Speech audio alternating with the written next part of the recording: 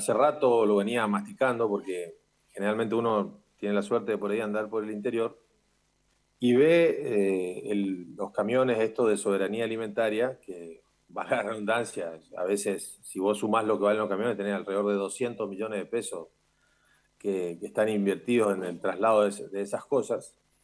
Y vos cuando hablas con los comerciantes amigos, ellos te cuentan que, por ejemplo, para vender algunos productos cárnicos tienen que tener las habilitaciones correspondientes de bromatología, un montón de restricciones que corresponden, digamos, para que la cadena de frío y además la salubridad de los alimentos corresponda.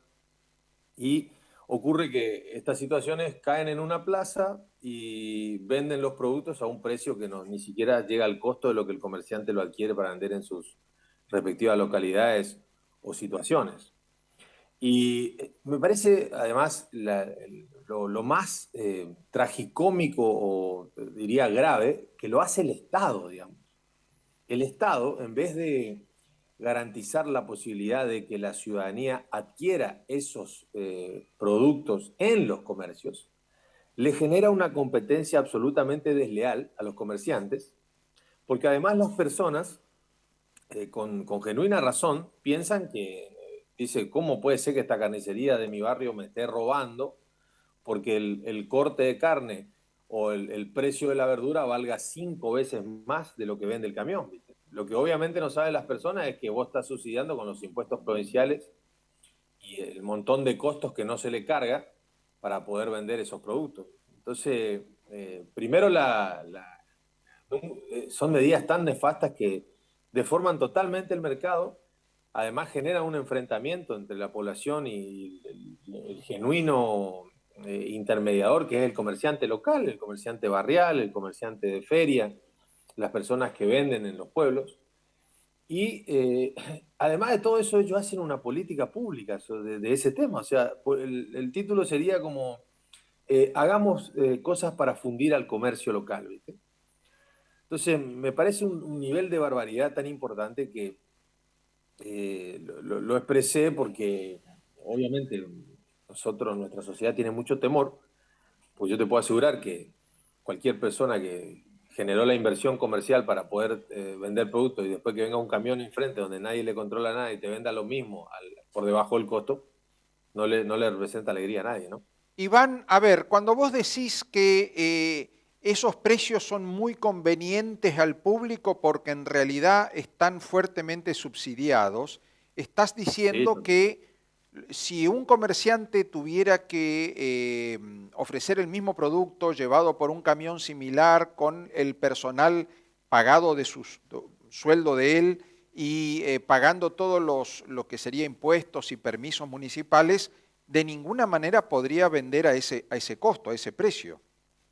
no, sí, totalmente, así es. La explicación ha sido muy clara. No solamente que ni siquiera podría vender a ese precio, ni siquiera podría competir con el comerciante local, que ya tiene aceitadas las redes de distribución y la productividad propia del comercio, o sea, su ingenio para buscar la forma de tener los mejores precios.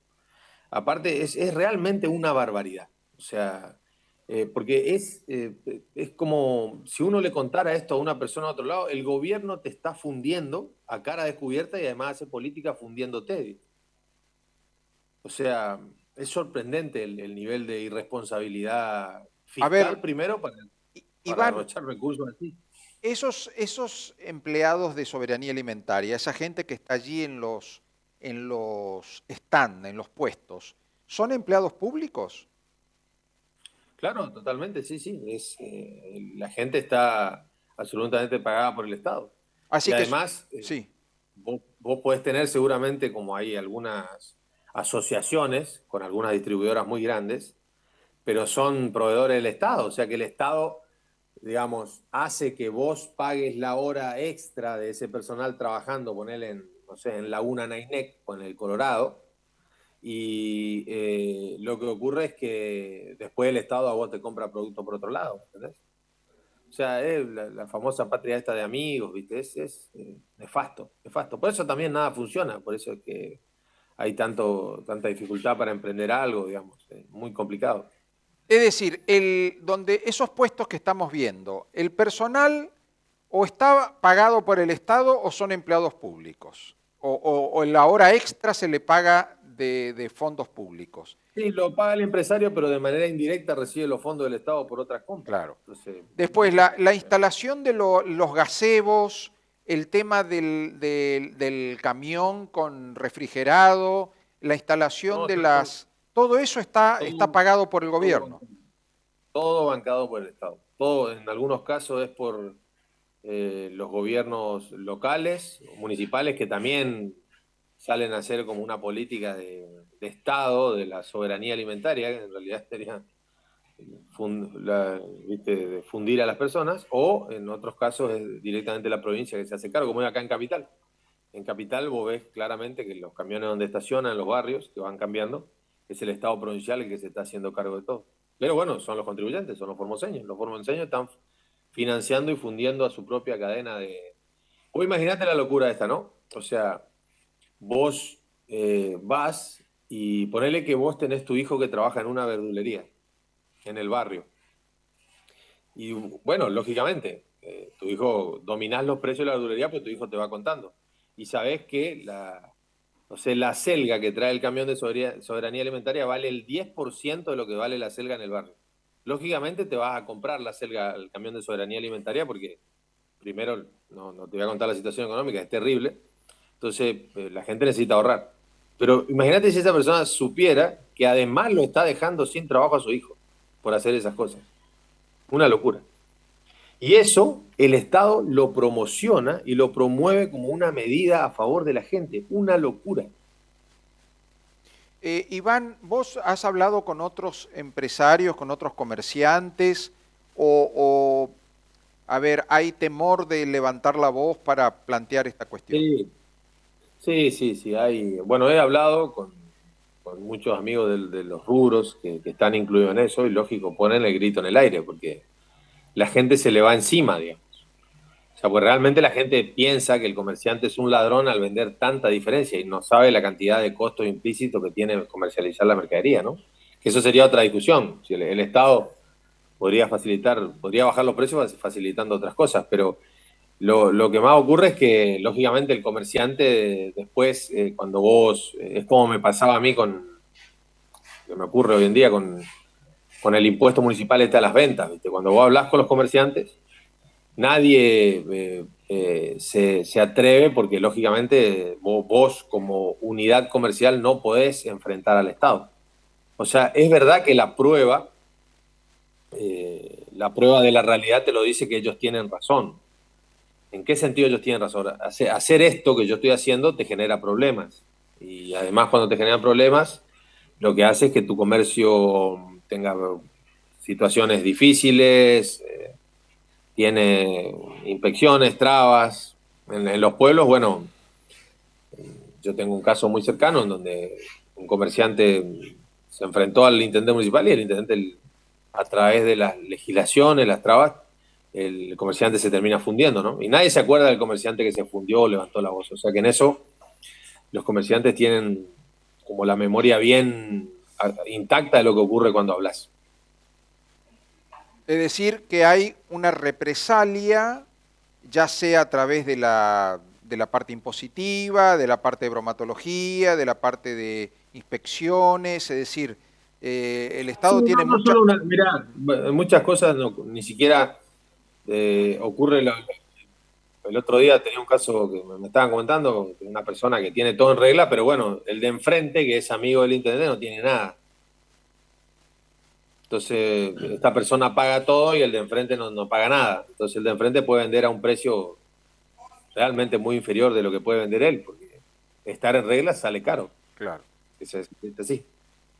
Tener personal en blanco sale caro, tener todo eh, conforme a derecho sale caro y al mismo tiempo, bueno, ahora te vas a tener que enfrentar a lo que es el tarifazo, que es decir, el consumo de los servicios de tu negocio te va a salir caro y el camión refrigerado que gasta un montón de soberanía alimentaria, no, por supuesto, no, no le suma ese costo al precio del producto que vende.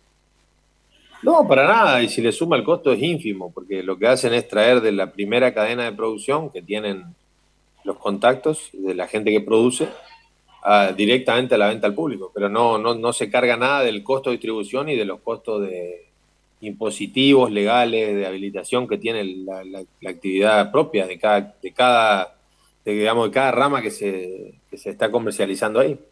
Entonces representa no solo una barbaridad de competencia desleal, que sería, digamos, en este caso lo menor, fíjate lo que te estoy diciendo, sino que estás fundiendo al comercio local, lo estás reventando. Ahora vamos a ver una hermosa cadena de, de cierres, Gabriel. Ahora se viene, si se cumple lo que dijo el ministro, porque eso también hay que verlo, yo tengo mis dudas, pero si se cumple lo que dijo el ministro, solamente si se cumple la parte de las tarifas, vos vas a tener un montón de los kioscos familiares que tenemos en Formosa, que son esos kioscos que están adelante de la casa, que las personas tienen, donde los números no van a cerrar por el costo de la refrigeración. Se pone muy complicado. ¿Vos ves que este tarifazo que anunció Sergio Massa es mortal, que no se va a poder afrontar por parte de los pequeños, los pequeños empresarios familiares o los comerciantes familiares? Claro. Vos imaginate que mira lo que estamos hablando, ¿no? Esas personas que tienen el emprendimiento propio adelante, que es un emprendimiento de subsistencia, muy común en Formosa, muy común, eh, al verse porque los primeros meses no te das cuenta, pero después en la jerga económica se dice te estás comiendo el capital. La persona se va a empezar a dar cuenta de que no le va a cerrar los números porque va a tener que vender a un precio demasiado elevado, que al ver tanta recesión económica ya ni el vecino te compra, camina porque se pone todo muy difícil. Y eso produce unos quebrantos masivos, que son propios de la deformación económica, ¿no? La deformación económica que tenemos es tremenda, digamos. Entonces, eso va a ocurrir, ¿no? Sí, obviamente siempre y cuando cumplan con el tema de la tarifa. Y bueno, y si no cumplen con el tema de la tarifa, lo va a cumplir con la hiperinflación, así que de un lado o del otro no tienen salida. Iván, te agradezco el testimonio y bueno, vamos a seguir de cerca todo esto que estás mencionando porque me parece que sí, que es una situación realmente insostenible. Gracias, Iván. No, por favor, el agradecido soy yo a ustedes a permitir por lo menos exponer esta idea de, como yo siempre discuto con algunos amigos en mesas donde hay cámaras de comercio, eso que hay que concientizar a la gente, que concientizar, no de enfrentar como suelen hacer algunos haciendo política. Muchas gracias. Gracias a vos.